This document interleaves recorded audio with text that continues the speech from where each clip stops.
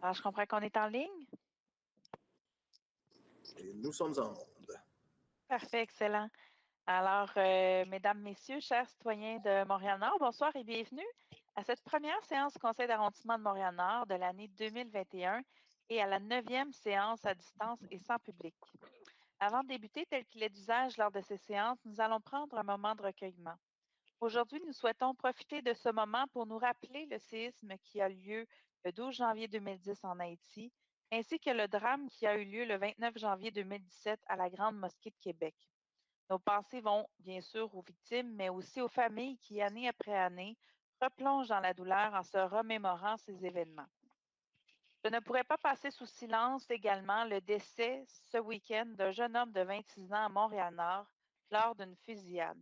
Cet événement aussi tragique nous rappelle l'importance de continuer à travailler pour nos jeunes et à faire tout ce qui est possible pour éviter que de tels drames arrivent et pour sécuriser nos quartiers. Alors, je nous invite à un moment de recueillement et de réflexion pour quelques instants.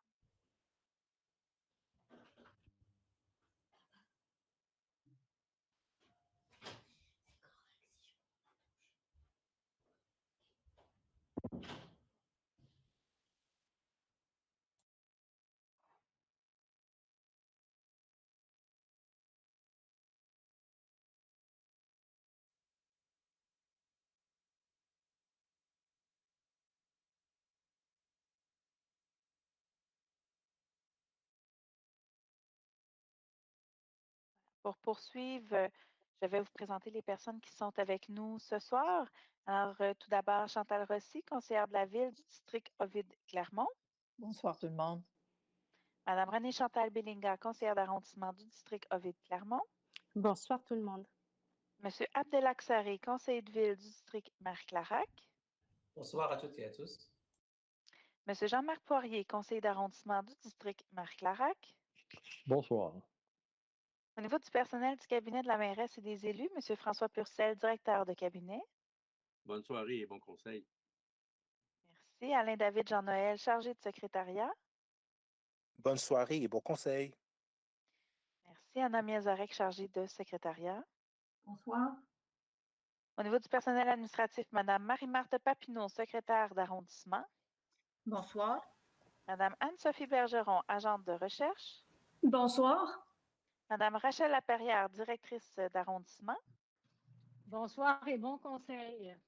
Merci. Monsieur Jérôme Vaillancourt, directeur de l'aménagement urbain et des services aux entreprises. Bonsoir. Madame Claire Vassard, directrice de la performance du greffe et des services administratifs. Bonsoir tout le monde. Gilbert Bédard, directeur des travaux publics. Bonsoir. Claudel Toussaint, directeur de la culture, des sports, des loisirs et du développement social. On ne vous a pas entendu, Monsieur Toussaint, votre micro était fermé. Bonsoir. Merci. Monsieur Daniel Bussière, chef de division relations avec les citoyens et les communications. Bon, même chose, vous parlez, mais on ne vous entend pas. Bonsoir, bon conseil à tout le monde. Désolé. C'est le classique hein, des rencontres Meet. Le représentant du poste de quartier 39, l'inspecteur du poste de quartier, M. Patrick Lavallée. Bonsoir à tous. Merci beaucoup à tous d'être présents et présentes ce soir. J'appelle donc le point 10.01. Si vous permettez, Madame la mairesse, on va débuter avec l'adoption de l'ordre du jour de la séance de ce soir. Donc, ça va me prendre un proposeur. Je propose l'adoption, Madame la mairesse. Donc, c'est proposé par M. Poirier, appuyé par M. Sari. On passe maintenant au 10.02, qui est le mot de la mairesse et des élus. Alors, permettez-moi de commencer. Donc, nous sommes déjà le 1er février, mais c'est tout de même la première fois que nous nous rencontrons dans le cadre du conseil d'arrondissement. Alors, permettez-moi, au nom de tous mes collègues du conseil d'arrondissement ainsi que de l'ensemble du personnel de l'arrondissement de Montréal-Nord, de vous souhaiter une bonne et heureuse année 2021, pleine de santé et de bonnes nouvelles. Nous souhaitons réitérer notre promesse de toujours mieux vous servir et de vous représenter au meilleur de nous-mêmes. Aussi, pendant que j'y suis, je vous annonce qu'il se peut que je ne sois pas, que je ne sois pas au conseil du 8 mars, mais en fait, on va souhaiter que je sois encore là parce que, pour ceux qui l'ignorent encore peut-être, mon conjoint et moi, on attend un enfant. et l'accouchement est prévu au mois d'avril, donc au début d'avril. Donc, j'espère pouvoir être présente avec vous au mois de mars. Sinon, ce sera ma collègue Chantal Rossi qui va prendre la relève pour les prochains conseils quand j'aurai à m'absenter. Alors, merci Chantal d'avoir accepté de Ça me fait prendre la plaisir. relève dans ce contexte. Ça me fait plaisir. Merci. Donc, nomination d'un nouveau commissaire au développement économique. Je vais demander à M. Poirier de prendre la parole. Oui, merci, Mme Leverris. Je suis très heureux de vous annoncer l'entrée en fonction d'un nouveau commissaire au développement économique de Montréal-Nord, en remplacement de M. Charles Morisset. Il s'agit de M. Ludovic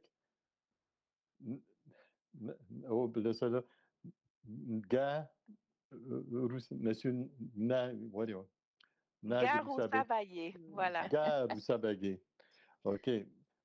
Cette fonction est stratégique, notamment pour l'exécution du plan conjoint de relance économique de l'arrondissement, uni et pour la relance et pour le développement de leur entreprise. Donc, bienvenue à vous, M. Ludovic. Merci, Mme la mairesse. Merci beaucoup, M. Poirier. On continue avec le déneigement, c'est un sujet d'actualité. Alors, mes collègues et moi souhaitons féliciter en fait les employés qui ont participé au chargement de la neige débuté le 17 janvier dernier, de même qu'à tous les contracteurs qui ont fait affaire avec nous pour cette période. En dépit des conditions de travail difficiles en raison de la pandémie, ceux-ci ont tout de même su relever le défi de belle façon dans des délais rapides. Avec la tempête qui s'annonce demain, nous aimerions vous rappeler que tout le monde est responsable de mettre sa neige sur son terrain privé et qu'il est formellement interdit d'envoyer la neige dans la rue ou sur le trottoir sous peine d'amende.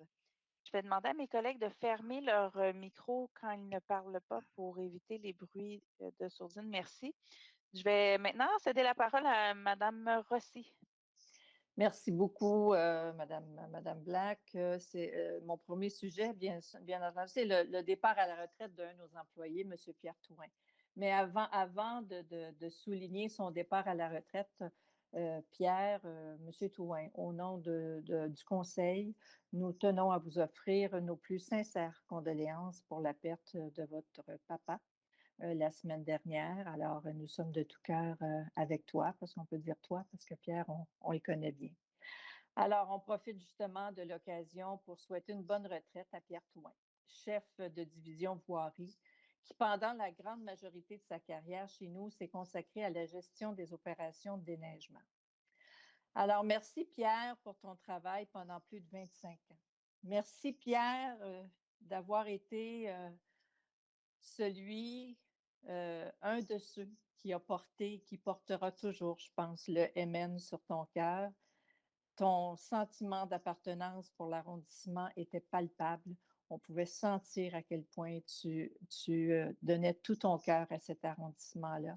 Tu pars avec un historique incroyable. Tu quittes avec des idées, des anecdotes, bien entendu, au cours de ces 25 années. Tu es de ceux qui a encore, parce qu'il y en a de moins en moins de ces employés-là qui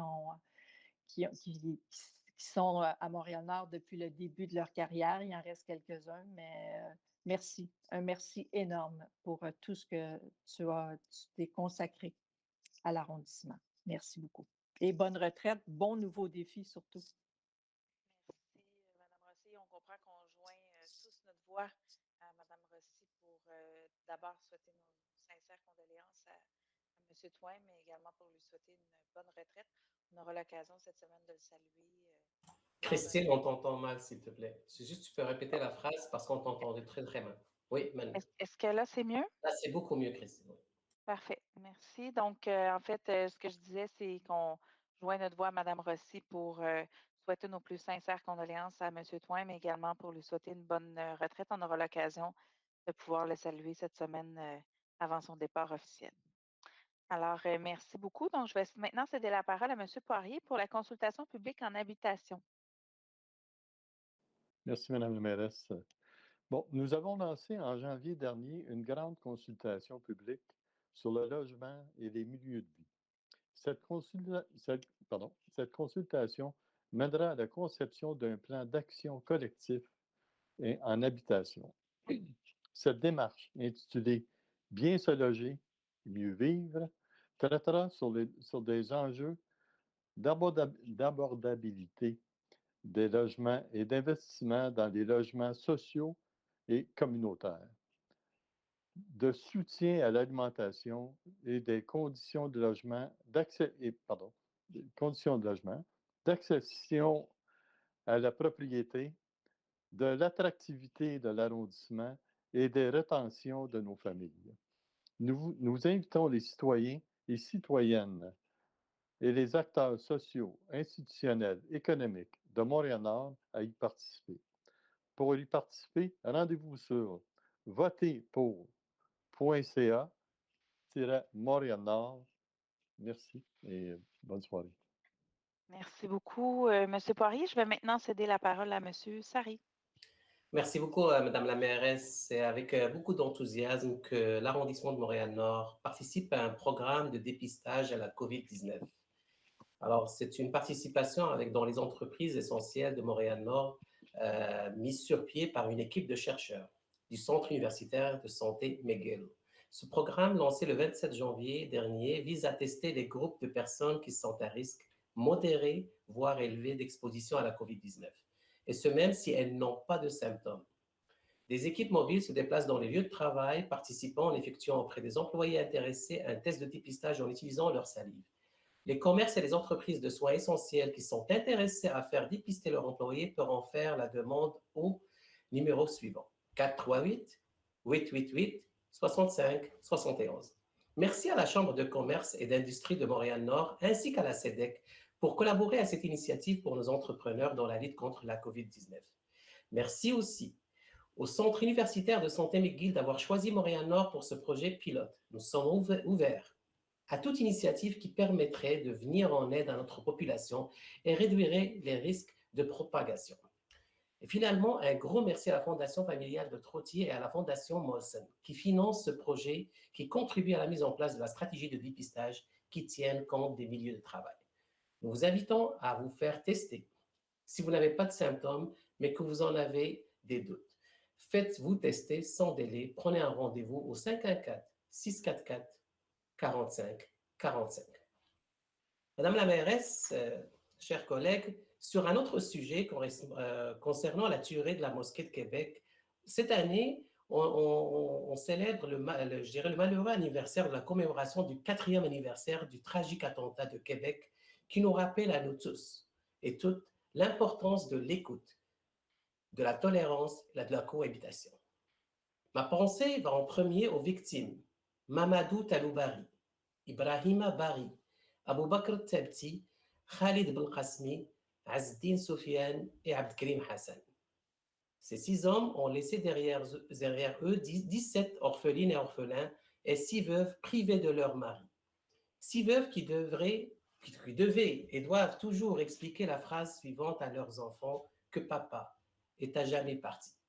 Aussi, mes pensées vont pour mon frère Ayman Delbali, survivant, certes, mais aussi avec des séquelles difficiles à porter à jamais. Une autre victime, la première répondante qui succombera, des visions de cette immonde attaque, Madame Andréane Leblanc. Mesdames et messieurs, au-delà de nos confessions, de nos croyances ou non-croyances, au-delà de nos religions, nous formons une seule humanité. Et nous sommes en cette humanité-là, des frères et des sœurs. Et c'est une fraternité certes forte. Cependant, il faut demeurer conscient, vigilant, qu'il y a des problématiques qui ont fait en sorte qu'un jeune garçon, à cause de certains discours haineux, simplistes, ignorants, maléfiques, provenant de certains médias de masse ou provenant des réseaux sociaux, ont malheureusement porté ce jeune garçon à dégénérer. Ce sont des messages qui ont mal alimenté ce jeune-là et qui, par conséquence, il a dégénéré et devenu lui-même une victime. Et sans égard à cette jeune personne, demeurant vigilant et conscient, ce sont des paroles qui sont malheureusement la traduction de la méconnaissance des autrui, et bien évidemment, ce sont des paroles sans fondement. C'est un acte qui est une récolte d'un fruit amer provenant d'un arbre qui a comme semence la haine, le mépris, et qui a comme racines des racines qui sont conduites par la peur d'autrui. Au-delà des préjugés, améliorons notre capacité d'écoute. Ne nous attardons pas sur les apparences. Voilà comment doit se construire notre Québec. Un Québec avec une société plurielle, ouverte et accueillante. Merci, Madame la mairesse. Merci, M. Sarré, pour ces notes très touchantes sur l'événement de Québec et pour avoir été présente lors de la rencontre qui soulignait en fait le triste anniversaire. On a eu le témoignage, le nom de M. Ayman Derbali, hein, c'est lui qu'on a entendu. On ne vous entend pas, M. Sarré. Non, Ayman n'était pas présent, c'était l'autre Non, c'est ça. Mohamed qui était présent, C'est oui. ça. Mais C'est Mohamed ça, Khabbab qui était présent, des exact. témoignages très, très troublants et on voit à quel point cet événement les a marqués et les a marqués à vie. Là. Donc, nos pensées sont avec eux. On continue sur une note un peu plus légère. Je vais laisser la parole à Mme Rossi. Effectivement, une note un peu plus légère. On va parler de nos bibliothèques. Alors, nos 4 bibliothèques sont toujours ouvertes et elles offrent présentement les services suivants. Des prêts de documents sans contact, avec réservation en ligne ou par téléphone. Accès à des espaces de travail et à des postes informatiques, avec réservation, un jour à l'avance par téléphone ou accès sans réservation sur place. Le port du masque et la distanciation de 2 mètres sont requis en tout temps et l'accès aux rayons n'est pas autorisé. Plusieurs activités pour tous les âges sont proposées en ligne par l'équipe des bibliothèques. Alors, pour avoir plus d'informations, vous consultez le culture mn en majuscule.com et profitez des activités qui vous sont malgré tout offertes. Je vais continuer avec le mois des Noirs, le mois de l'histoire des Noirs, le 1er février. Aujourd'hui marque aussi le début du mois de l'histoire des Noirs. Alors, comme à l'habitude, nous avons préparé une programmation spéciale et nous vous invitons à rester en ligne jusqu'à la fin du conseil où les détails de la programmation vous sera donné. Également, cette semaine, c'est la semaine des enseignants. Et j'aimerais souligner, vous savez, particulièrement depuis 10 mois bientôt, là, nous sommes en pandémie. Et il faut vraiment souligner le travail des enseignants qui font avec nos jeunes, avec toujours une situation incertaine. Alors, écoutez, ce matin, j'ai trouvé un texte et j'aimerais vous le partager, qui s'intitule « La face cachée de l'enseignant ». Enseigner devant un groupe d'élèves, donner des devoirs, des leçons. Donner une collation à un enfant qui n'a pas mangé. Rencontrer un parent le soir car il ne peut se libérer le jour. Trouver des vêtements chauds pour un enfant qui a froid à la récré. Faire des corrections le soir et la fin de semaine. Penser les blessures d'un enfant qui vit qui s'est écorché ou qui a le cœur brisé. Consoler un enfant dont les parents se sont chicanés toute la nuit. Rencontrer l'éducatrice, l'ortho, la psy, en pause ou à l'heure du dîner. Planifier les activités de la semaine, surveiller aux récréations, corriger des projets, des travaux, des évaluations. Acheter du matériel ou des récompenses avec ton argent, car ton petit budget de classe, ben, il est épuisé. Aider 5 à 6 élèves en grande difficulté pendant que les autres s'occupent patiemment. Répondre à des parents inquiets le soir ou la fin de semaine.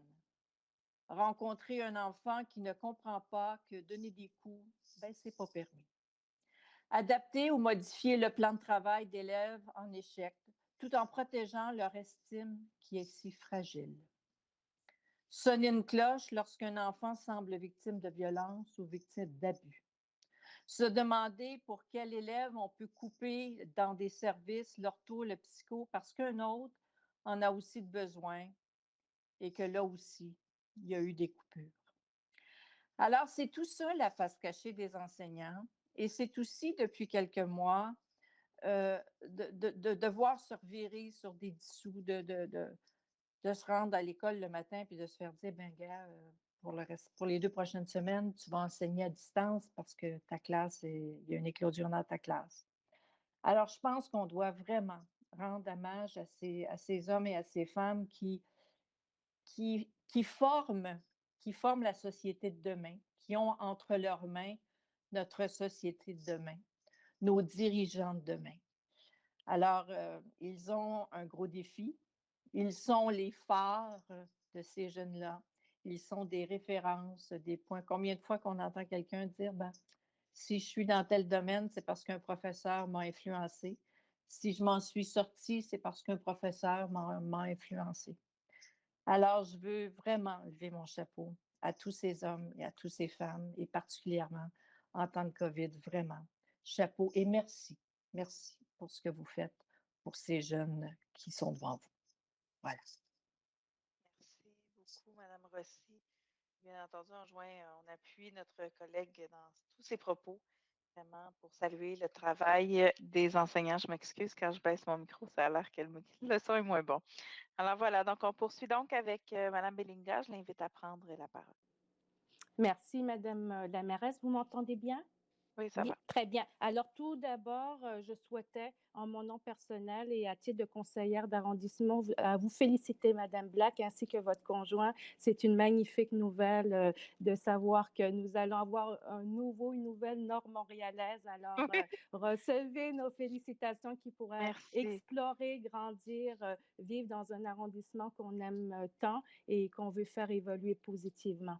Alors, félicitations. Mon deuxième mot va en solidarité à mon collègue Abdelaksari, à toute la communauté musulmane, de confession musulmane, montréalaise, québécoise, canadienne, qui vivent encore un grand traumatisme suite aux événements du 29 janvier dernier. Donc, le devoir de mémoire est important, le devoir de mémoire est essentiel. L'appel au dialogue, à l'ouverture, à la considération de l'autre, à la fraternité, peu importe nos origines, notre confession est un élément essentiel, bien sûr, du vivre ensemble, mais également de la tolérance et de la reconnaissance de chacun à titre plein et entier de Québécois et de Canadiennes. Donc, recevez vraiment toute ma solidarité.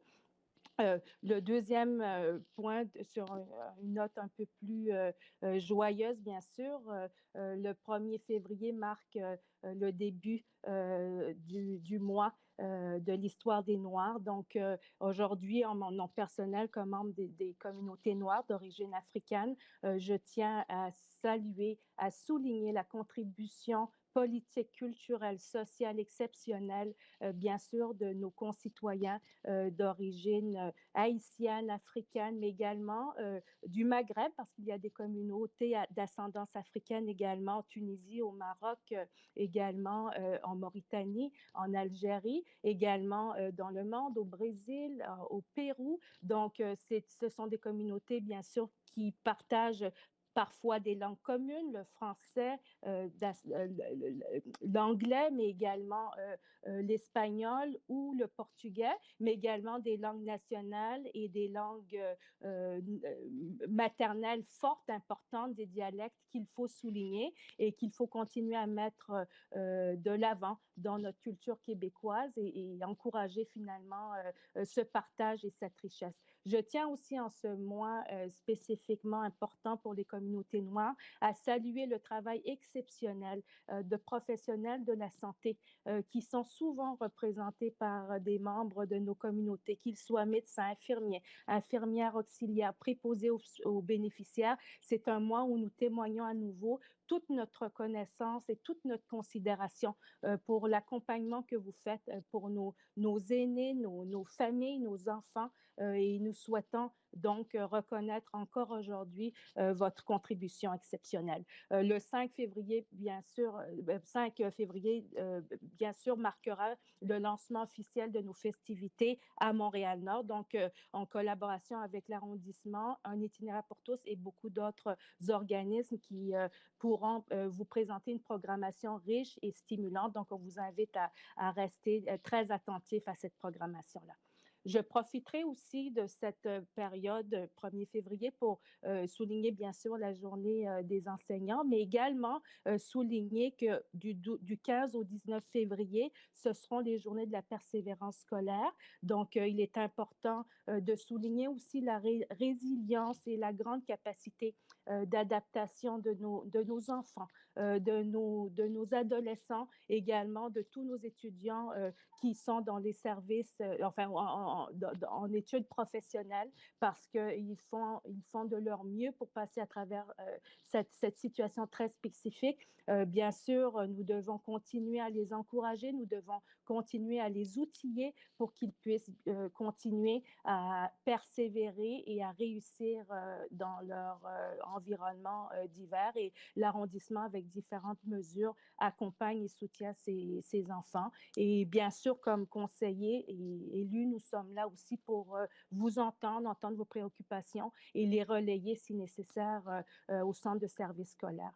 Donc, ça, c'était les éléments plus liés à des annonces. Ensuite, Madame la mairesse, si vous me permettrez, j'aurai 2 petites questions qui s'adresseraient à nos services. Donc, toujours dans cette vision de réussite éducative et de persévérance scolaire, on sait qu'on est presque en mars, on sera à une année d'une situation de COVID excessivement difficile pour nos écoles, pour nos élèves. Je voulais juste avoir peut-être une vision un peu plus spécifique à travers Priorité Jeunesse ou nos services par rapport à un plan d'action pour mieux accompagner nos élèves. Est-ce que nous avons pour les 6, 12 ans, 12, 18, 18, 35 ans, des liens spécifiques avec des organismes pour l'aide aux devoirs? Est-ce que nous avons bâti une vision d'ensemble pour nous assurer que vraiment en termes de décrochage et de persévérance, on outille le mieux possible nos concitoyens avec nos partenaires? Oui, merci, Madame Belinga, pour votre question. En fait, je vais commencer par certains éléments de réponse et je vais par la suite inviter Madame Laperrière à poursuivre. Donc, premièrement, je vous dirais en fait que bon, la situation est très complexe actuellement. On le sait, on doit aller fonctionner et ajuster nos services en fonction des mesures de la santé publique. Je dirais que la dernière nouvelle de pouvoir ouvrir les bibliothèques, entre autres, nous a grandement rassurés parce que ça donne un lieu supplémentaire où les jeunes peuvent avoir accès à Internet, peuvent avoir accès aux ordinateurs et tout ça, ou aussi aux espaces de travail pour pouvoir cheminer. Puis également une initiative par la commission scolaire, également Mme Robitaille, un itinéraire pour tous à laquelle on va se joindre également pour pouvoir offrir plus d'espace finalement pour faire de l'accompagnement, du tutorat. Donc, il y a des projets qui sont en route actuellement, mais je vous dirais que c'est encore au tout début vraiment du travail. C'est en train de se mettre en place tranquillement. C'est sûr que par les contraintes, ça rend les choses beaucoup plus complexes qu'en temps normal. Mais néanmoins, il y a des initiatives qui se mettent en place dans l'arrondissement pour lesquelles on est partenaire. En ce qui concerne Priorité Jeunesse, M. Sari ou Mme Laperrière, je ne sais pas qui d'entre vous deux peut débuter. M. Sari, est-ce que vous voulez prendre la parole ou je laisse la parole à Mme Laperrière? Je préfère laisser la parole au premier à Mme Laperrière. Parfait, excellent. Donc, Mme Laperrière, je vais vous laisser y aller pour donner quelques informations. Oui, je pourrais laisser la parole à Claudel Toussaint, qui est responsable de Priorité Jeunesse, et Guylaine Poirier, qui est la coordonnatrice pour l'arrondissement et dans son équipe. Alors, je lui laisse la parole. Parfait. Donc, M. Toussaint? Oui, merci, Madame la mairesse. Alors, vous savez que la réussite éducative est l'un des axes du plan d'action Priorité Jeunesse. Il y a un certain nombre de projets qui sont financés dans cet axe-là. Mais là, votre question porte plus sur l'adaptation à ce contexte particulier. Tout à fait. Nous travaillons très conjointement avec la commission scolaire de la Pointe-de-l'Île, le centre de services scolaires de la Pointe-de-l'Île, à renforcer les actions de la commission scolaire à l'intérieur de nos bibliothèques, par exemple. Nous travaillons, bien entendu, très conjointement avec nos organismes terrains dans des activités de mentorat, mais d'aide aux devoirs. Et nous sommes à compléter une réflexion afin d'élargir les espaces de travail aux jeunes dans d'autres sites que la maison culturelle et communautaire de Montréal-Nord. On pense notamment à l'Arena Fleury, qui a une salle dans l'ouest qui pourrait être une halte collection et accueillir des élèves. Nous pensons au Centre des loisirs. L'idée, c'est de mettre notre personnel et nos espaces en soutien aux familles, aux écoles, afin de permettre aux enfants d'avoir des lieux inspirants, des lieux confortables pour l'aide aux devoirs et de renforcer les apprentissages via les activités et les prêts d'équipement dans nos bibliothèques. Merci, M. Toussaint. Vous allez vraiment... Mme Bellinga, je vais juste compléter la réponse, si vous le permettez aussi. Oui, dans ma direction. vous pouvez aller, M. Sarri. Après, je reprendrai la parole à Mme. Non, c'est tout simplement pour dire que l'ajustement par rapport à ce contexte et aussi être à l'écoute de ce qui se dit aussi sur le terrain est très important, et la mise en place d'un paix sécurité urbaine élargie qui était liée à la COVID nous a permis aussi d'être à l'écoute de ces organismes qui sont sur le terrain et de nous donner parfois les problématiques réelles. Et puis ces problématiques, comme vous le savez bien, Mme Bellinga, changent même durant le COVID. C'est-à-dire même le contexte que nous, on vit présentement, n'est pas nécessairement stable, des retours ou pas retours à l'école, des classes qui ferment parfois, ainsi de suite. Alors l'ajustement est toujours à prendre en considération. Il n'y a pas un seul ajustement, il y en a plusieurs. Et heureusement qu'on a mis en place ce mécanisme pour être à l'écoute et une écoute bien évidemment continue. Parfait, merci M. Sarri. Mme Bellinga, avez-vous un complément de question? Oui, juste toujours dans cet espace-là, c'est excessivement intéressant. Monsieur, si vous me permettez, Madame la mairesse, est-ce qu'il serait possible d'avoir un plan d'action beaucoup plus structuré en évolution pour voir vraiment comment les choses sont mises en place? Moi, j'entends beaucoup d'échos sur le terrain. J'ai un tout petit aussi à l'école où l'enjeu de persévérance et de décrochage, mais également d'accès à la technologie informatique est un défi. Donc, c'est évident qu'en déployant plusieurs pôles où on peut accueillir les enfants, je pense aussi beaucoup dans l'Ouest, ça va nous permettre vraiment de répondre avec les mesures de sécurité à ces défis de persévérance. Toujours dans la même lancée, en mars 2020, j'avais questionné et on avait tous été au fait là, de tous les éléments liés à la fracture numérique. Plusieurs actions ont été mises en place avec nos bibliothèques. Effectivement aussi, c'est un lieu qui va permettre de continuer à outiller nos enfants et nos jeunes qui n'ont pas accès à l'Internet.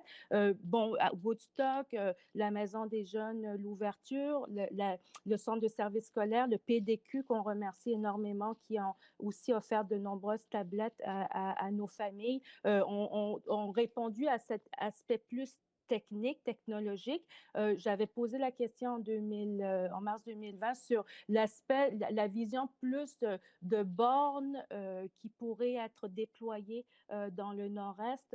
On me disait qu'il y avait une demande ou une analyse qui devait être faite avec nos services centraux, si on pouvait déployer des bornes pour permettre justement un accès Wi-Fi beaucoup plus stratégique pour nos familles. Donc, je voulais savoir où nous en sommes. Est-ce qu'il y a des démarches qui continuent de se faire à la Ville-Centre? Vous savez, nous sommes dans le corridor vert. 5 000 enfants transitent dans notre arrondissement. Moi, je crois qu'au-delà de nos allégeances politiques, je crois que Montréal-Nord, ce serait un excellent lieu, un excellent élément pilote où nous pourrions travailler en collaboration avec la Ville-Centre, avec le gouvernement du Québec pour accélérer l'implantation de stratégies qui pourraient aller dans cette direction-là. Certaines villes le font.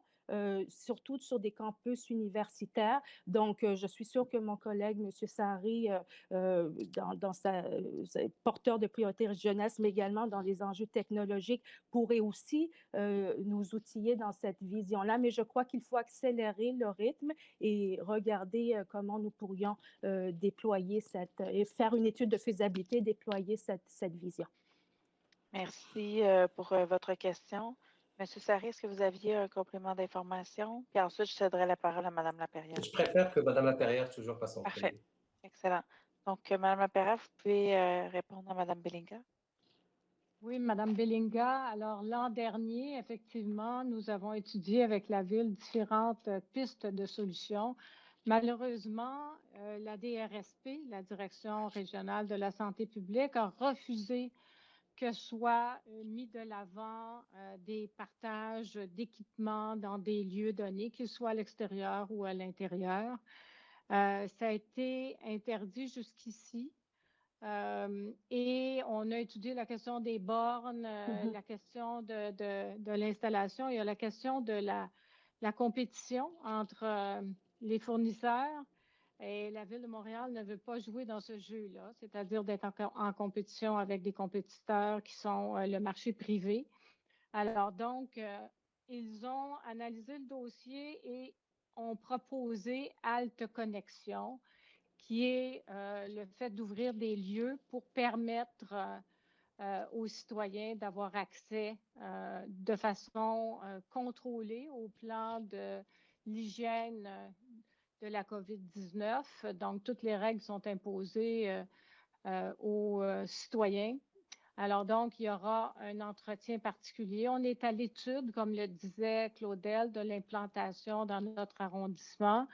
Et malheureusement, ce n'est pas aujourd'hui qu'on peut discuter de cela. Ce sera présenté à nos élus, un plan de match à cet effet-là. J'ai eu des discussions jusqu'à très récemment avec le directeur des technologies de l'information qui fait tout en son possible pour assister Montréal-Nord.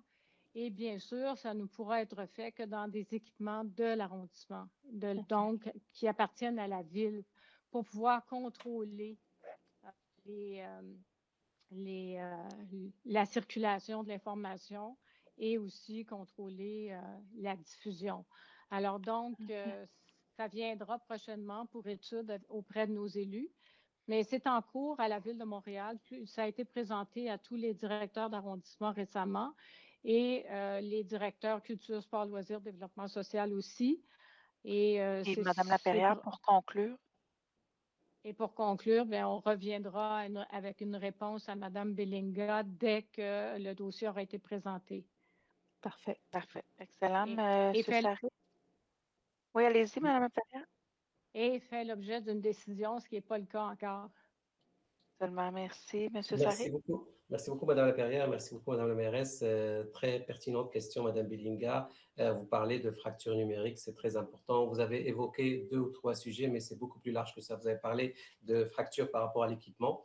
Parfois, il y a un équipement, 2, 3 qui manquent par porte, par maison, par appartement. Et c'est très important aussi à souligner parce qu'il y a 2, 3 enfants qui ne vont pas à l'école suite à une propagation de la COVID. C'est-à-dire qu'on a besoin de 2 machines ou plus. Deuxième élément, vous avez bien évoqué ça aussi, l'accès à la connectivité et à la connexion Internet aussi, qui parfois n'est pas nécessairement accessible. Troisièmement, et ça c'est l'élément qui nous importe le plus et qui est un phénomène qui est très présent à Montréal-Nord et dans d'autres arrondissements aussi à la ville, c'est qu'il y a aussi la fracture numérique liée à l'accès à la connaissance elle-même des utilisations du matériel et d'utilisation des systèmes informatiques. Et je trouve que tout cela doit être pris en considération. Et on a des contraintes, notamment des contraintes comme on l'a vu quand on va faire affaire, et on n'a pas le choix que de faire affaire avec la ville-centre, ça c'est important, et que de faire affaire avec du matériel qui est contrôlé, surveillé, que ce soit au niveau informatique, que ce soit au niveau de la santé publique, au niveau de la propagation du virus. Alors vous voyez toutes ces contraintes-là pour lesquelles il faut respecter qu'on n'a pas le choix et en même temps prendre en considération que même en ramenant tous ces équipements-là, même en ramenant à la connexion, la fracture peut demeurer parce que les parents n'ont pas nécessairement la connaissance. Voilà.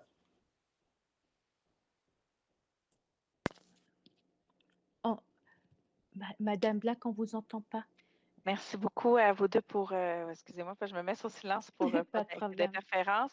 Merci beaucoup pour les réponses. Madame Belinga, est-ce que ça met fin à vos questions? Oui, je voulais juste réitérer comme conseiller de ville, je le fais comme conseillère d'arrondissement, mais comme conseiller de ville, je vous invite vraiment à partager cette voie-là et cet enjeu de fracture numérique au conseil municipal et s'assurer qu'on soit de Montréal-Nord, Côte-des-Neiges, Parc Extension, une vision qui nous permet de continuer à soutenir nos enfants, nos étudiants, nos citoyens et même nos aînés parce que c'est aussi un élément qui peut les aider à vivre moins d'isolement. Donc, merci et ça met fin à mes questions.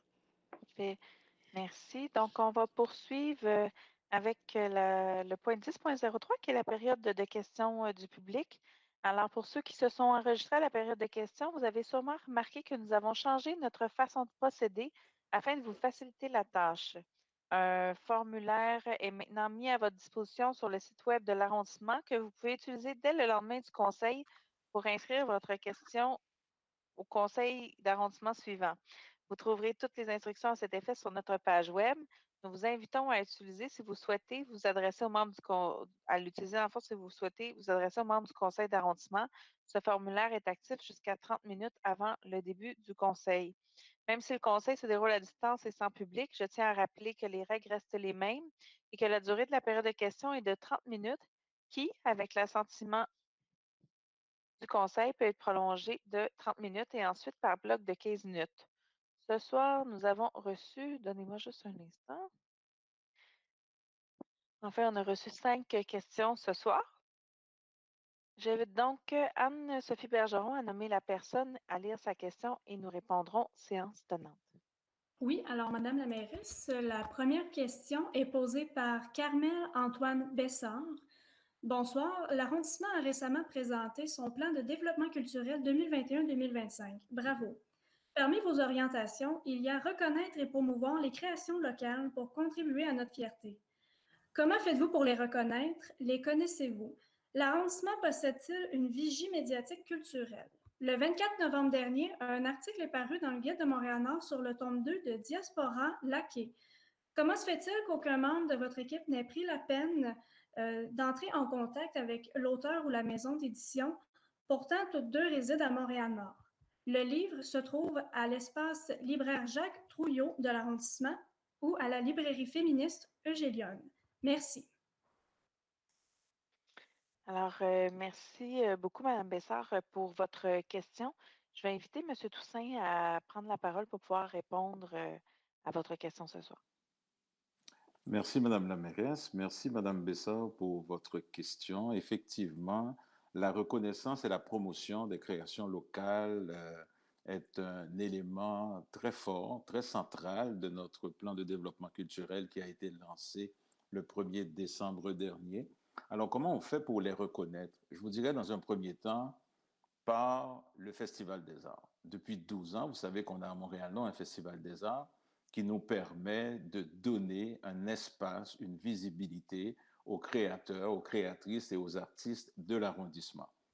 Je dirais dans un deuxième temps, par notre programme de médiation culturelle, nous avons un programme de médiation culturelle à Montréal-Nord avec du personnel dédié de l'arrondissement pour le réaliser, mais aussi une chargée de projet qui fait un travail formidable à Marande-Rivière, un travail de développement, encore avec les artistes, avec les auteurs, les autrices, les créateurs de l'arrondissement, dans le cadre de ce plan de médiation culturelle-là.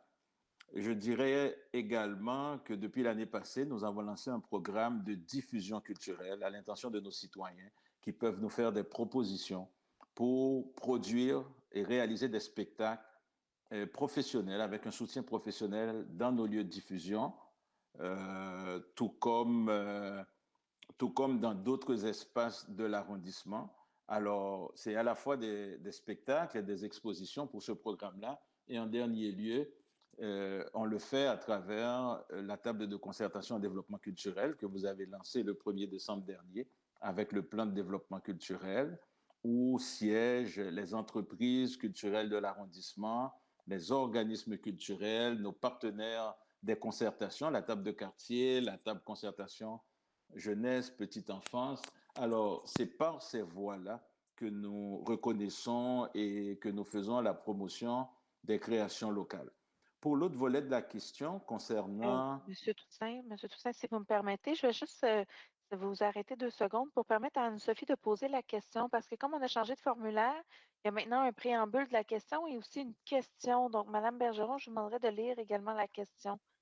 Bien, en fait, la question se trouvait dans le préambule, Madame la mairesse. Je peux vous la... Oui, ça concernait le tome 2 sur Diaspora Laquais. OK. Donc, je voulais juste être certaine que la question était claire. Parfait, excellent. Vous pouvez poursuivre, M. Toussaint. Oui, alors le tome 1 de l'ouvrage Diaspora à la caille se trouve dans toutes nos bibliothèques en plusieurs exemplaires. Je dois vous dire que nous faisons l'acquisition des livres via des librairies agréées par la ville de Montréal, par l'arrondissement. Et oui, il nous arrive de trouver des citoyens qui publient des ouvrages. Des fois, ces ouvrages-là font écho, d'autres fois pas.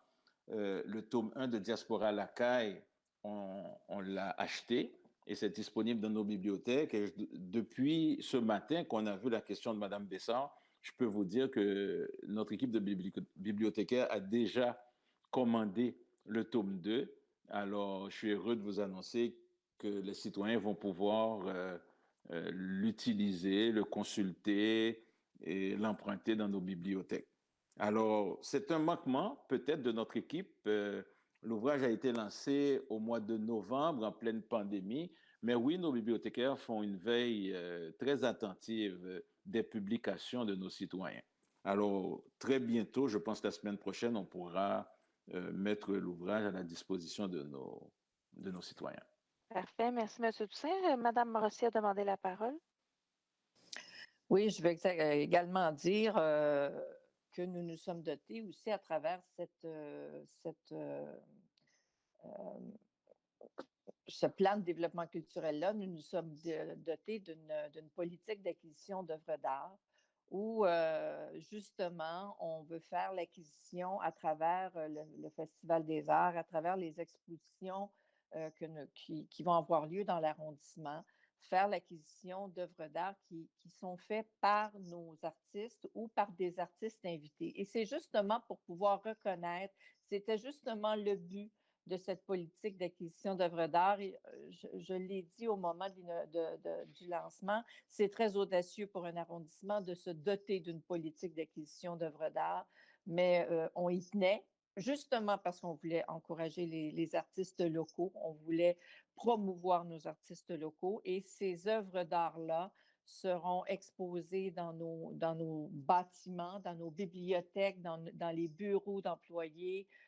Alors, vraiment, c'est de travailler à la promotion des artistes. Et j'invite les artistes aussi à ne pas rester passifs, mais à être actifs dans leur promotion, de ne pas hésiter à nous appeler parce qu'on ne peut pas savoir tout ce que les artistes locaux, nos résidents artistes font.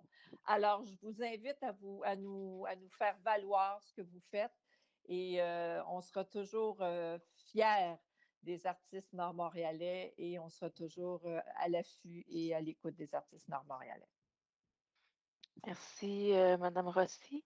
Alors, on va poursuivre avec la deuxième question. En fait, la question 2 et 3 nous proviennent de Chantal Trottier. Moi, on va commencer en fait par la première question. Donc, Mme Bergeron, vous pouvez aller de l'avant. Oui, donc Mme Trottier demande pour la première question. Récemment, il a été mentionné que la possible transformation de l'avenue L'Archevêque en sens unique a été reportée en attente d'une éventuelle consultation publique. Il est connu que cette avenue est fortement achalandée. La vitesse est un problème majeur, l'impatience des conducteurs est flagrante. Une seule affiche indique la vitesse en direction vers le nord. Il n'y en a pas en direction vers le sud. Il ne faut pas attendre qu'un événement fâcheux pour intervenir. Pouvons-nous agir et faire de la prévention? De plus, il avait été prévu à l'automne dernier qu'un contrôle moyennant des afficheurs de vitesse était pour être utilisé afin d'analyser les vitesses et les comptages véhiculaires. Ces informations seraient aidantes en vue d'une consultation publique.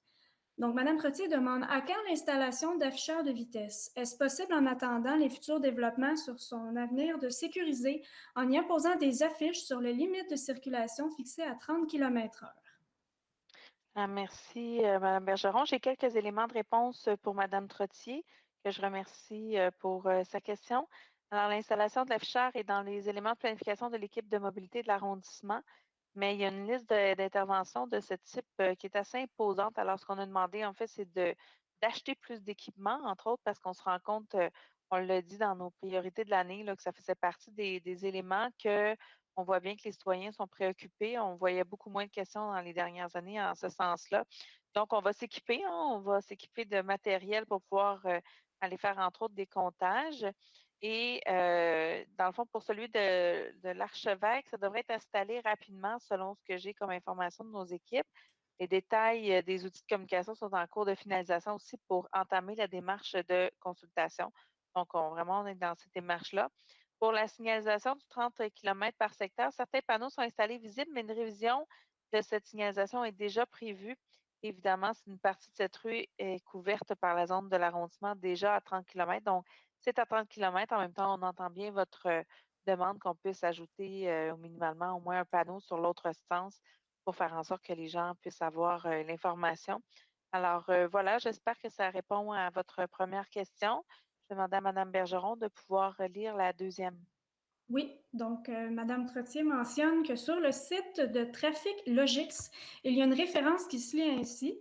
Au sud-ouest, des mesures d'apaisement à la circulation sont constamment ajoutées et nous cherchons toujours à assurer une sécurité pour les piétons et cyclistes. Nous avons mis en place 26 afficheurs intelligents à travers l'arrondissement dans des endroits stratégiques afin d'analyser les vitesses et les comptages véhiculaires.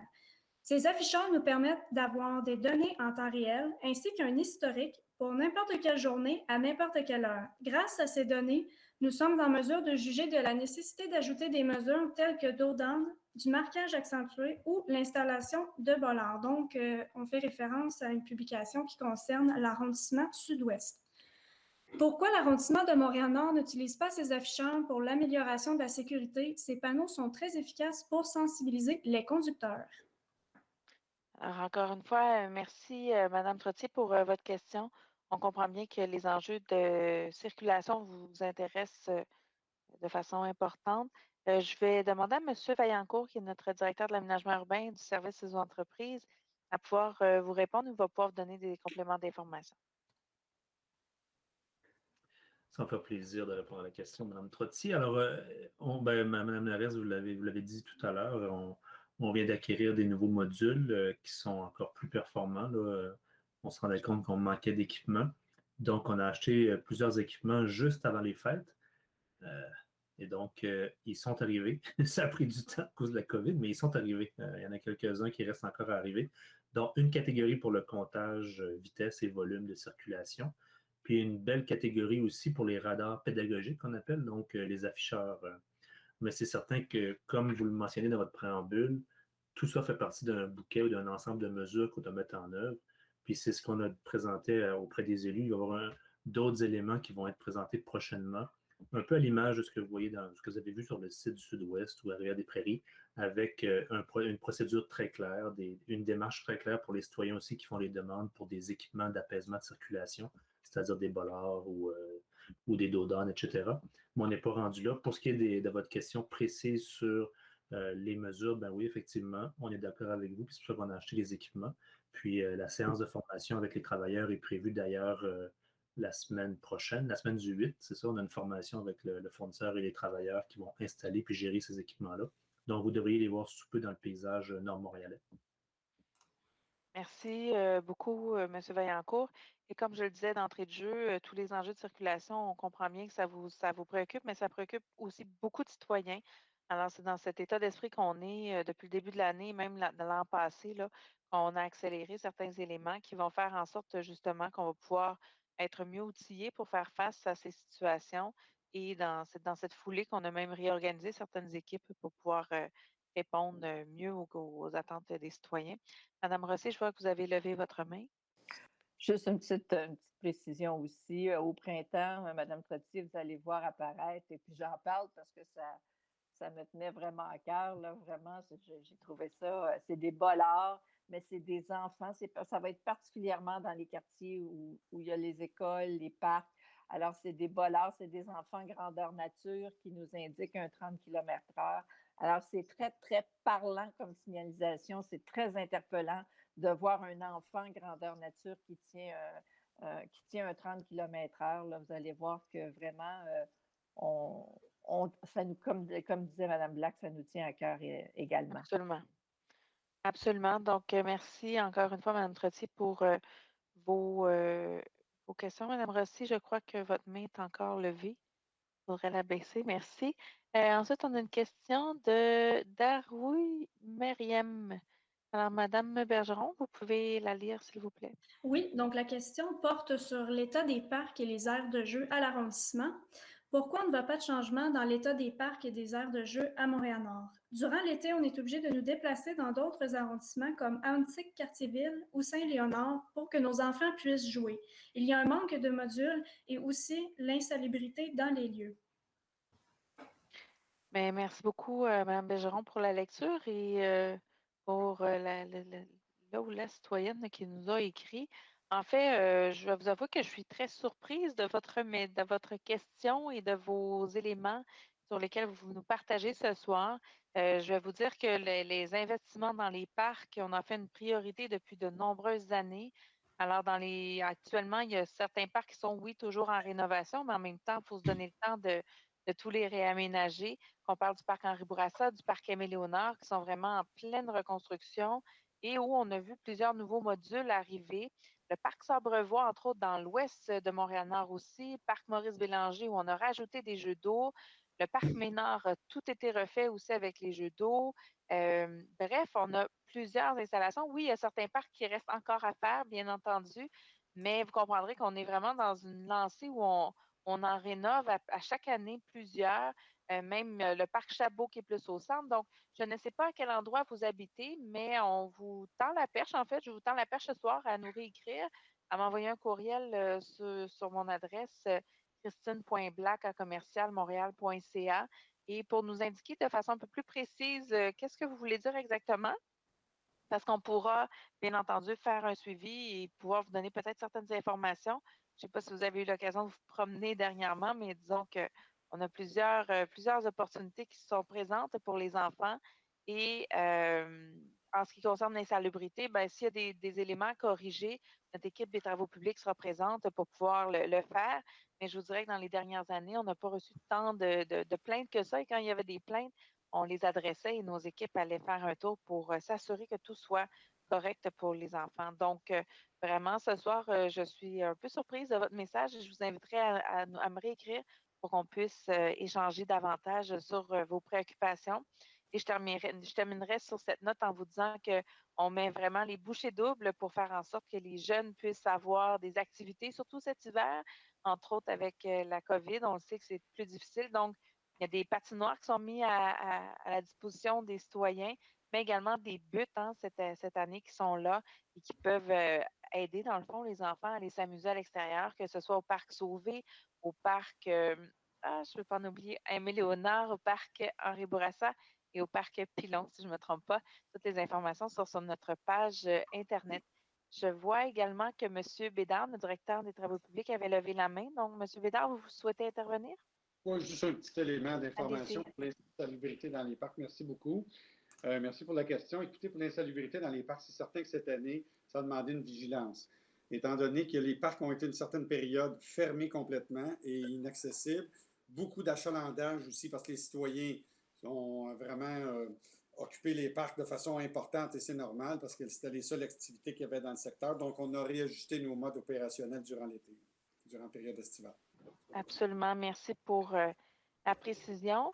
Alors, voilà, ça complète notre réponse pour cette question. Je vais maintenant demander à Mme Bergeron de lire notre dernière question qui nous arrive de Mme Sigouin. Oui, Madame la mairesse, donc ça concerne Grégomiel et Madame Sigouin demande si vous avez pensé au financement des abeilles.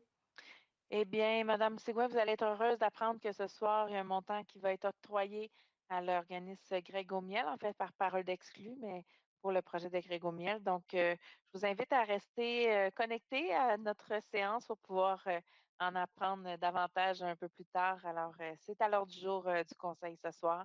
Alors, bien entendu, on a une pensée pour ce magnifique projet qui est très innovateur et qui permet aux citoyens urbains d'être en contact avec les abeilles. Alors donc, c'est ce qui met fin à la période de questions, mais je tiens à rappeler aux citoyens qu'en dehors des séances du Conseil, vous êtes invités à nous écrire, que ce soit pour poser des questions, pour échanger avec vos conseillers, avec moi également comme mairesse. Donc, on est toujours disponible entre les séances pour pouvoir répondre à vos préoccupations et à vos questions. Alors, donc, on va poursuivre la séance avec l'ordre du jour qui se poursuit. Donc, on poursuit donc avec le point 10.04. On demande d'adopter le procès-verbal de la séance ordinaire du Conseil qui s'est tenue le 7 décembre à 19h, ainsi que le procès-verbal de la séance extraordinaire du Conseil qui s'est tenue le 17 décembre à 8h45. Je propose. J'appuie. Alors, donc, c'est proposé par M. Sarré, appuyé par Mme Bellinga. J'appelle le 2001 à 2002. 2001, on demande d'adjuger à Système Urbain Inc., qui est notre plus bas soumissionnaire conforme, pour un montant de 645 696,15. Les taxes sont incluses. Un contrat pour les travaux de mise aux normes des systèmes de détection d'alarme incendie et d'installation de systèmes de sécurité de bâtiments aux bibliothèques. On vous demande également d'autoriser une dépense de 64 569,62, les taxes incluses. C'est pour les contingences et c'est pour une dépense totale de 710 265,77. 20.02, d'adjuger à Prima Inc., qui est notre plus bas soumissionnaire conforme, pour un montant de 625 745,69. Les taxes sont incluses. Un contrat pour la réfection des chalets au parc Charleroi et d'autoriser une dépense de 94 862, taxes incluses, pour les contingences, avec une dépense de 15 000 pour les incidents et c'est pour une dépense totale de 735 607,69. Je propose. J'appuie. Proposé par Mme Rosset, puis par M. Poirier. J'appelle maintenant le 2003 et 2004. 2003, d'adjuger à FPL Electric Inc., qui est notre plus bas soumissionnaire conforme, pour un montant de 226 959,50. Les taxes sont incluses. Un contrat pour les travaux de mise aux normes des systèmes de détection et d'alarme d'incendie, ainsi que d'éclairage de secours au cours de services des travaux publics, et d'autoriser une dépense de 45 391,90. Les taxes sont incluses pour les contingents, pour une dépense totale de 272 351,40.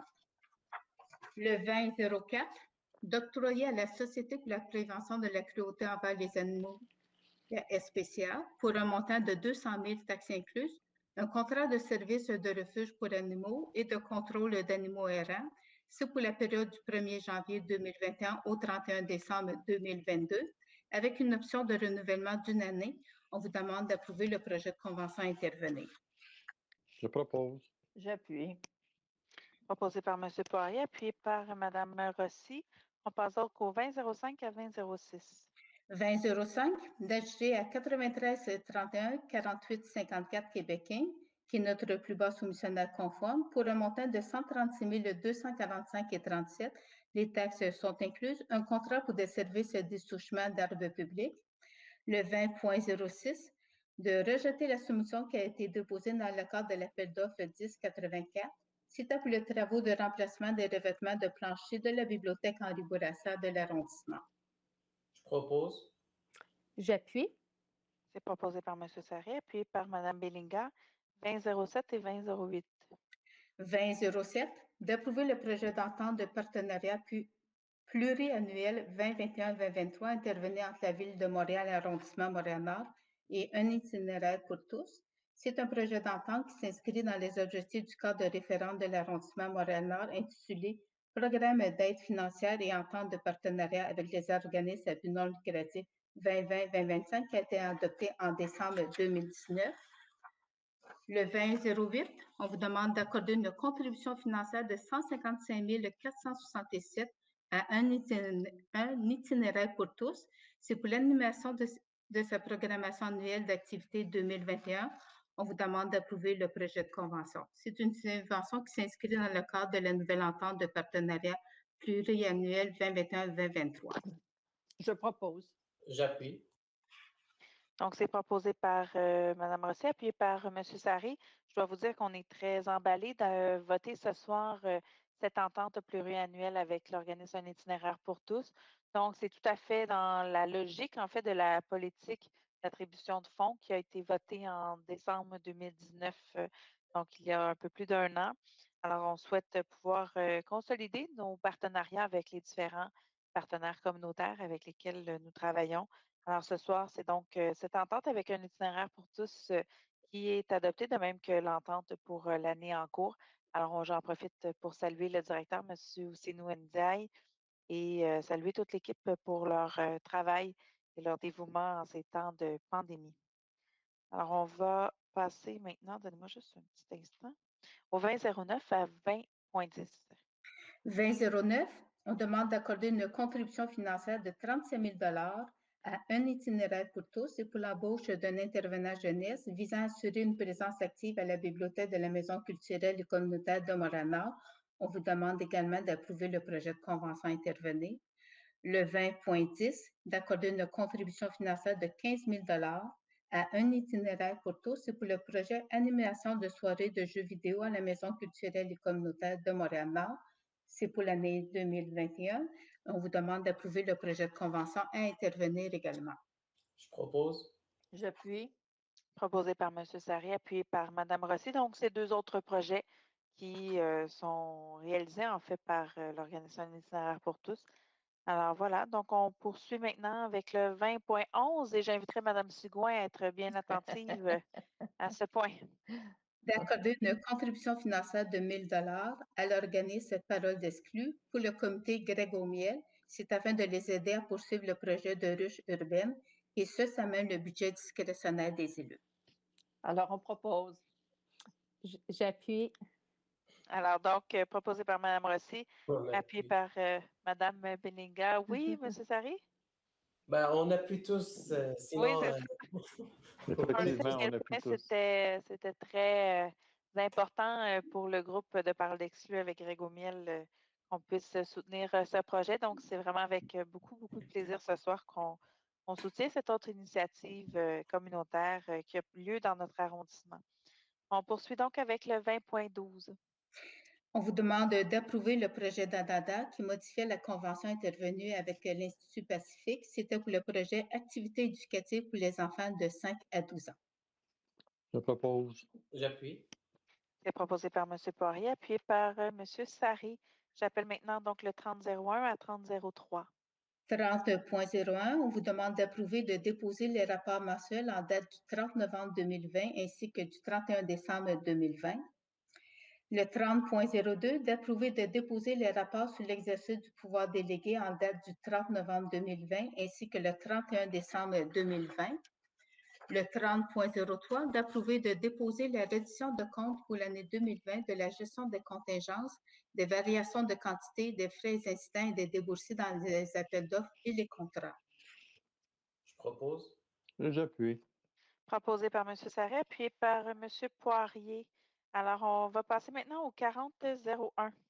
4001, on vous demande d'adopter le premier projet de résolution PP-046. C'est afin de permettre certains usages dérogatoires pour le bâtiment qui est situé au 6500 boulevard Henri Bourassa.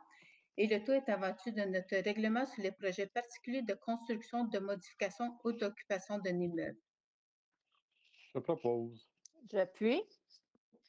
Alors, donc, c'est proposé par M. Poirier, appuyé par Mme Rossi. Alors, on a une autre bonne nouvelle en développement économique à Montréal-Nord. Les aliments Rustica feront bientôt un retour à Montréal-Nord sur le boulevard Henri Bourassa. Cela signifie la création de plus de 120 emplois de qualité. Nous souhaitons ouvrir le dialogue avec la compagnie et les organismes du terrain pour voir comment cette bonne nouvelle pourrait bénéficier au maximum de gens de chez nous, de Montréal-Nord. Alors, je leur souhaite un bon retour et surtout re-bienvenue à Montréal-Nord. Il faut savoir que l'entreprise, en fait, avait vu le jour à Montréal-Nord au tournant des années 2000 et qu'il a maintenant 300 ou 400 employés dans deux entrepôts de mon souvenir. Et donc, on est en premier projet de résolution ce soir pour pouvoir leur permettre de revenir, en fait, dans leur arrondissement où tout a commencé. Alors, on va poursuivre avec la 4002 et 4003. 4002, on vous demande de déposer le procès-verbal de la séance de consultation écrite et de statuer sur une recommandation du comité consultatif d'urbanisme, soit de permettre l'occupation par un lieu de culte au 5872 boulevard Léger, suite 205. Le tout est en vertu de notre règlement relatif aux usages conditionnels. Le 4003, de déposer le procès-verbal de la séance de consultation écrite, de statuer sur une recommandation du comité consultatif d'urbanisme, soit de permettre l'occupation d'un lieu de culte pour le 103-10 avenue Pelletier, et c'est en vertu de notre règlement relatif aux usages conditionnels. Je propose. J'appuie. Proposé par M. Sarré, appuyé par M. Sarré, appuyé par Mme Rossi. Voilà. On poursuit donc avec le 4004 et 4005. 40.04, on vous demande de statuer sur une recommandation du comité consultatif d'urbanisme, soit de permettre l'agrandissement d'une maison isolée qui est située au 5541 rue Marcel-Monette, et c'est en vertu de notre règlement relatif au plan d'implantation et d'intégration architecturale. Le 4005, de modifier la résolution CA 20-10-371 afin de corriger le numéro de lot correspondant aux adresses civiques 11 379, 11 085 avenue de Rome. Je propose 385. Oui, j'appuie. Proposé par M. Poirier, appuyé par Mme Rossi. J'appelle maintenant le 4006. On demande d'abroger la résolution CA 19-10-081 relativement à l'occupation par le lieu de culte Centre communautaire islamique de la Belle Province qui était situé au 10 963 avenue Massé. Je propose. J'appuie. Proposé par M. Sarré, appuyé par Mme Rossi. On passe maintenant au point 50, ressources humaines, donc 5001 à 5003.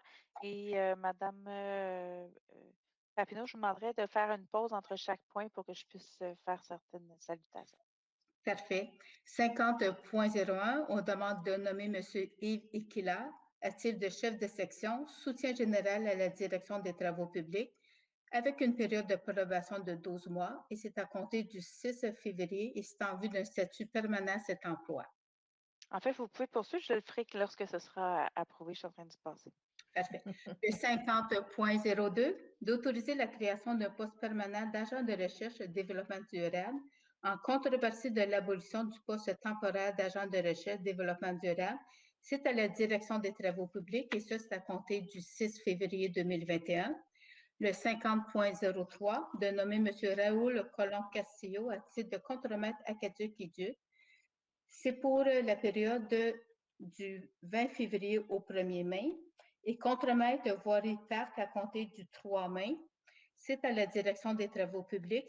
C'est avec une période de probation de 12 mois et c'est à compter du 20 février 2021 et c'est en vue d'un statut permanent à cet emploi. Alors, je propose. J'appuie. Alors, c'est proposé par Mme Rossi, appuyé par M. Sarré. Vous comprendrez que je n'avais pas beaucoup de doutes sur l'adoption de ces 3 points, en fait, et de ces 2 nominations ce soir. Je souhaite tout d'abord féliciter M. Yves Equila, qui est déjà un employé à l'arrondissement et qui devient maintenant chef de section au niveau des travaux publics. Donc, M. Bédard, je vais vous charger de le saluer et de le féliciter pour ce nouveau poste qui va occuper finalement à partir de lundi prochain. Avec plaisir. Et également de saluer M. Raoul Colomb-Castillo dans votre équipe également, qui est un nouveau contremaître qui arrive dans notre arrondissement. Alors, ce sera un atout important. On doit savoir que plusieurs employés nous quittent pour la retraite. On le sait, c'est dans l'air du temps. Hein. Plusieurs personnes sont, comme on dit, sont dues pour leur retraite, sont admissibles donc à pouvoir prendre cette période qui est bien méritée après de longues années à la ville.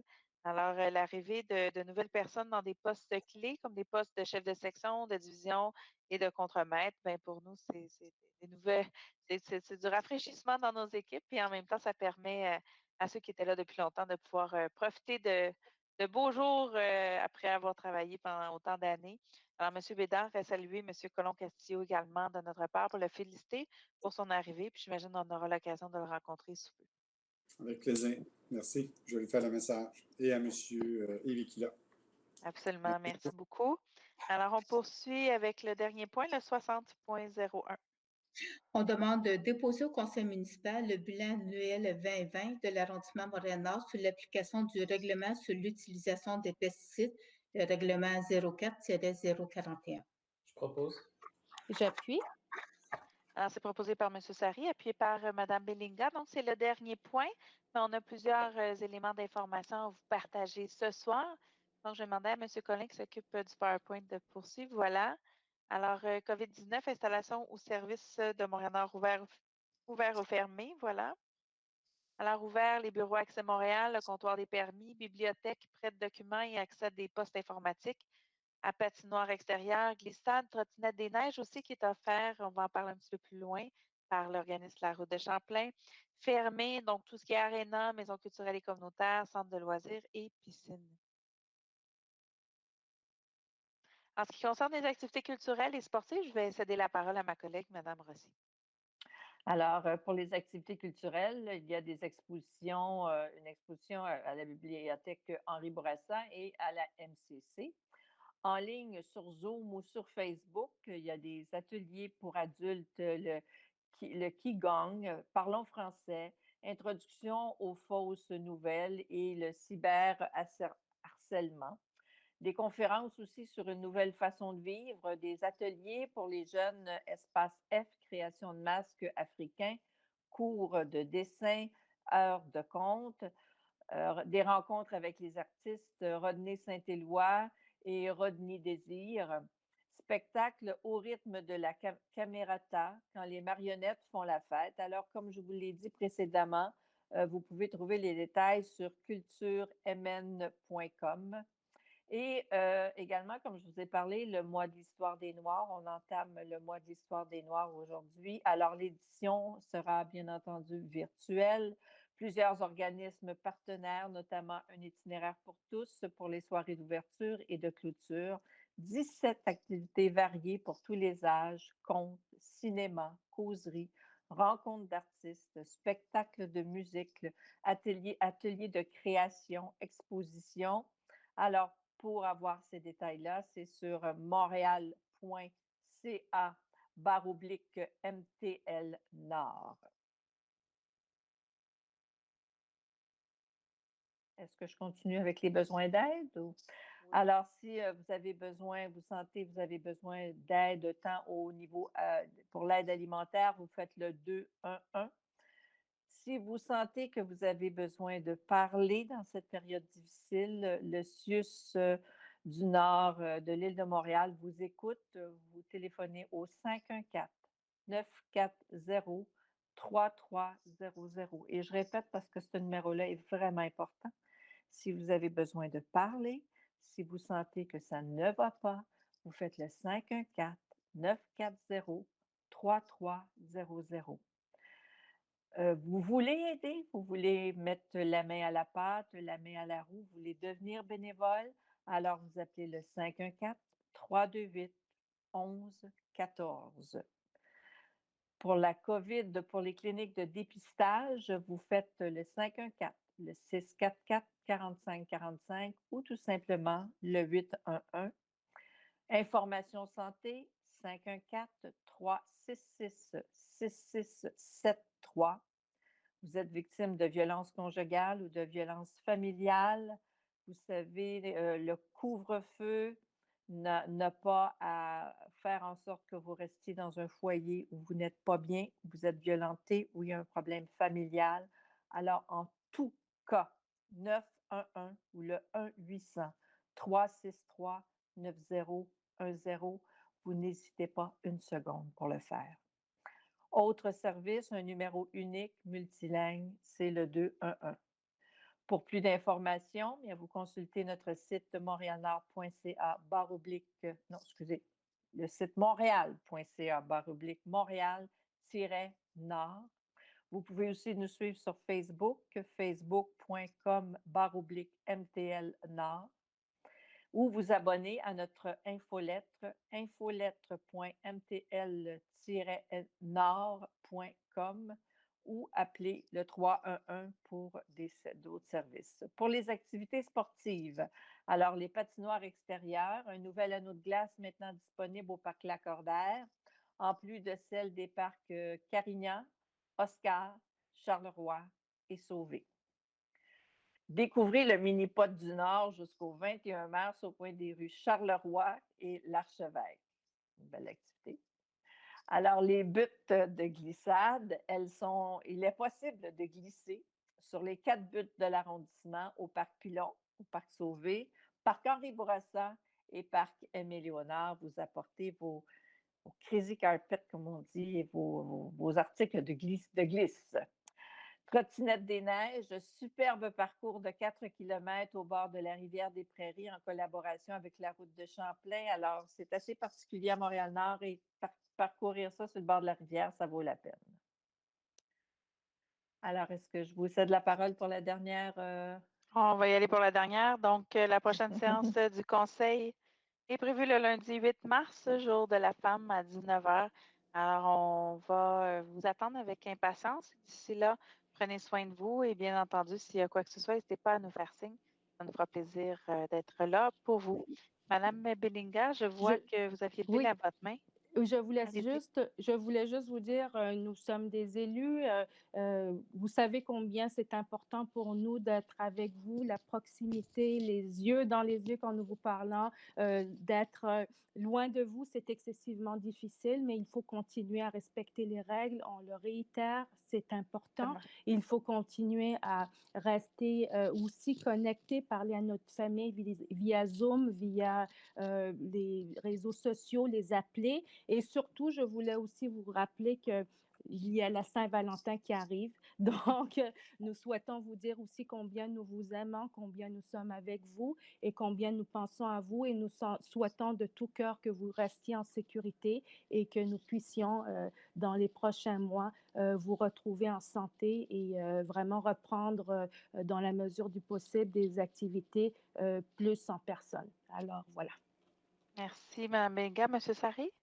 Juste tout simplement pour continuer sur la même lancée, pour dire à nos chers citoyennes, nos chers citoyens, malgré cette pandémie, qu'on n'est pas plus loin qu'un coup de fil. Alors, vous pouvez toujours nous rejoindre sur nos numéros de téléphone, ça sonne directement sur nos cellulaires. Alors, s'il y a quoi que ce soit, n'hésitez surtout pas. Alors, on est juste là. Merci et puis à la séance prochaine.